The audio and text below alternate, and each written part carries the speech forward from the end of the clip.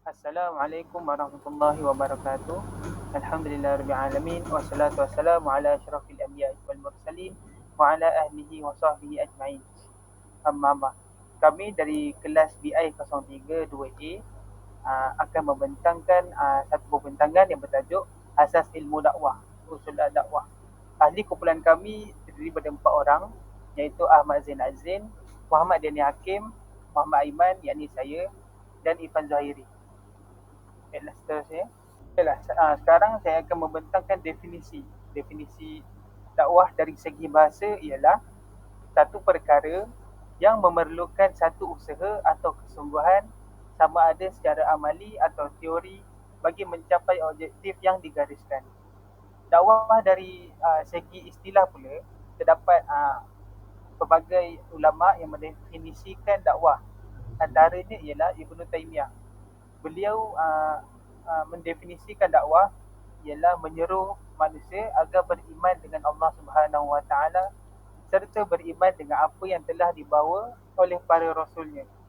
Yang kedua, Abul Ala Al-Maududi.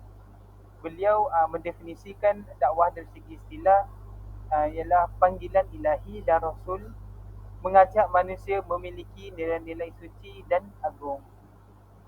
Seterusnya, definisi ilmu dakwah. Definisi ilmu dakwah ni tak ramai para ulama ataupun tokoh-tokoh yang mendefinisikan definisi ilmu dakwah. Yang saya jumpa ialah daripada Prof. Toha Yahya Umar mendefinisikan ilmu dakwah kepada dua bahagian. Yang pertama secara umum dan menurut Islam. Definisi ilmu dakwah secara umum ialah suatu ilmu pengetahuan yang berisi cara-cara dan tuntunan-tuntunan bagaimana seharusnya menarik perhatian manusia untuk menganut, menyetujui, melaksanakan suatu ideologi, pendapat atau pekerjaan tertentu. Untuk menurut Islam pula, beliau mendefinisikan ilmu dakwah ialah mengajak manusia dengan cara bijaksana kepada jalan yang benar sesuai dengan perintah Allah Subhanahu Wa Taala untuk kemaslahatan dan kebahagiaan mereka di dunia dan di akhirat. Seterusnya saya serahkan kepada sahabat saya, Irfan. Bismillahirrahmanirrahim. Terima kasih kepada saudara Aiman. Seterusnya saya akan membentangkan asas ilmu dakwah yang pertama, iaitu ilmu pengetahuan yang luas. Apa itu ilmu pengetahuan yang luas? Iaitu menurut ajaran agama yang dapat menyampaikan manusia kepada Tuhannya. Dapat mengajar manusia mengenal dengan lebih dekat Tuhannya itu. Seterusnya, seorang para pendakwah ini harus mempunyai pandangan yang luas selain daripada ilmu pengetahuan yang luas, iaitu pandangan yang luas. Yang ketiga, wajib bagi pendakwah itu mengetahui ajaran-ajaran agama. Memang wajiblah bagi pendakwah itu.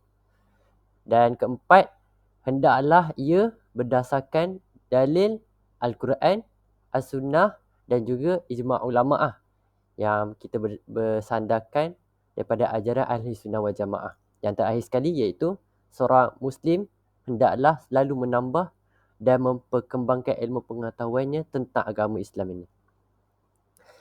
Kita pergi kepada yang seterusnya, yang mana ilmu pengetahuan yang sering diabaikan oleh orang, iaitu apa?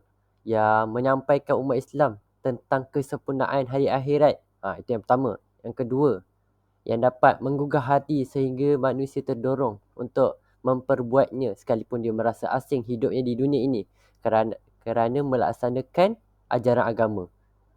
Yang ketiga iaitu ilmu yang menyebabkan manusia merasakan dirinya dekat dengan pemergian dari dunia yang fana, iaitu mendorong manusia untuk mempersiapkan bekalannya menghadapi hari akhirat. Okey. Poin seterusnya iaitu ilmu pengetahuan yang luas kerana ia memerhatikan Al-Quran, iaitu membaca Al-Quran dan membaca isinya adalah untuk memperkukuhkan pengenalan manusia ini kepada Tuhannya. Baik, poin yang pertama dapat memisahkan antara hak dan batil, memisahkan antara petunjuk dan juga kesihatan. Seterusnya dapat memberikan kepadanya kekuatan hati, kekuatan rohani lah, kehidupan yang luas yang penuh dengan kegembiraan. Selain itu, menjauhi dirinya daripada kehidupan dunia yang merosak. Seterusnya iaitu akhlak pendakwah. Apa akhlak pendakwah yang perlu ada bagi sesuai dengan ajaran dalam Islam, iaitu berlaku benar, seterusnya sabar, kasih sayang, merendahkan diri dan bergaul ataupun beruzlah. Okey, itu saja daripada saya. Seterusnya saya serahkan kepada saudara saya iaitu Zain. Uh, Assalamualaikum warahmatullahi wabarakatuh. Jadi bahagian saya akan terangkan tentang hukum berdakwah. Jadi hukum dakwah bagi berdua iaitu wajib dan fardu kifayah. Dakwah merupakan kewajipan yang dipertanggungjawabkan untuk umat Islam seluruhnya tanpa kecuali mengikut kemampuan dan keupayaan masing-masing. Seperti firman Allah yang bermaksud kamu adalah sebaik-baik umat yang dilahirkan untuk manusia supaya kamu menyuruh kepada kebaikan dan melarang dari kejahatan.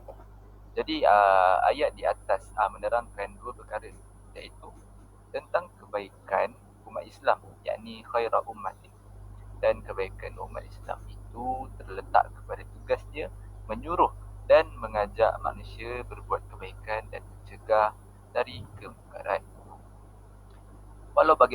Walau bagaimanapun terdapat pendapat yang menyatakan wajib ke atas setiap umat Islam berdakwah, tapi ia menjadi fardu kifayah, iaitu tanggungjawab yang tertanggung kepada orang-orang yang tertentu kepada orang-orang yang tertentu yang mempunyai syarat-syarat keahlian dalam sesuatu bidang yang tertentu, yang membutuhkan syarat-syarat tersebut yang tidak ada pihak lain menyempurnakannya.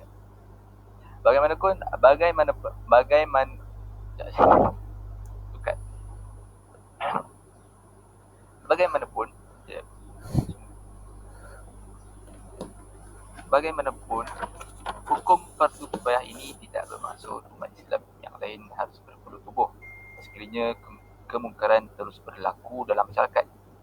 Fardu kifayah bermaksud sekiranya masyarakat tersebut sudah meninggalkan kemungkaran dan membutuhkan kebaikan, tetapi jika sekiranya masyarakat masih lagi melakukan kemungkaran, maka setiap Muslim wajib memikul tanggungjawab tersebut ataupun memberi sokongan kepada para pendakwah.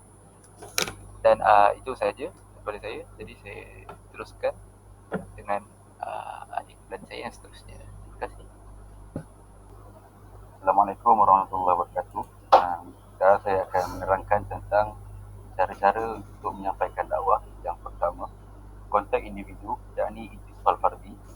Apa yang dimaksudkan dengan konteks individu ialah setiap individu yang menganggotai gerakan organisasi dakwah berusaha untuk menghubungi dan menarik orang baru yang ada hubungan dan ketalian dengan mereka ke dalam organisasi tersebut.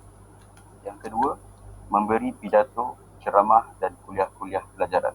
Dakwah disampaikan kepada orang umum dengan cara pidato, ceramah, seminar dan kuliah-kuliah pelajaran. Dipersembahkan pula dengan cara yang baik dan bersungguh-sungguh supaya ia benar-benar dapat menggerakkan mental, perasaan dan menyentuh pintu hati serta meresap dalam. Ketiga, penerbitan dan penyampaian mansyurat. Penerbitan dan penyampaian mansyurat ataupun artikel-artikel, nota-nota, keterangan, majalah ataupun akhbar, bahan-bahan dalam media semasa dan sebagainya adalah di antara cara yang boleh digunakan oleh gerakan organisasi untuk menyampaikan mesej-mesej dakwah kepada masyarakat. Malah, penggunaan media cetak dalam hal ini adalah antara metod yang penting dan ampuh. Kandungan mesej boleh dibaca dan dinikmati berulang kali dan dapat mempengaruhi sasaran. Yang keempat, memperlihatkan syakhsiah Islamiah. Dakwah juga dapat disampaikan dengan memperlihatkan syakhsiah Islamiah atau dengan memperlihatkan contoh ikutan yang baik yang dapat mempengaruhi dan menarik manusia terhadap apa yang didakwahkan. Contoh tauladan yang baik sebenarnya menjadi kitab terbuka yang dapat ditatapi dan dicontohi oleh sasaran dakwah itu sendiri. Yang terakhir, melaksanakan matlamat. Segala aktiviti yang dijalankan oleh gerakan organisasi dakwah di dalam penyebaran dakwah adalah bertujuan untuk mencapai dan melaksanakan objektifnya, iaitu untuk merealisasikan apa yang dituntut oleh Islam.